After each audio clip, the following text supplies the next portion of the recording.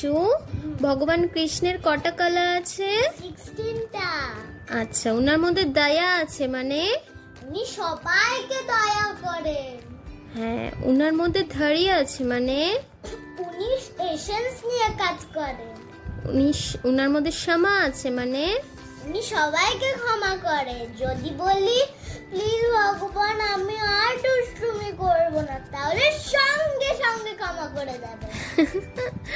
ন্যায় আছে মানে? নেই, উনি জাস্টিস করেন।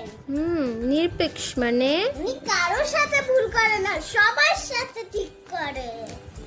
নিরাসক্ত মানে?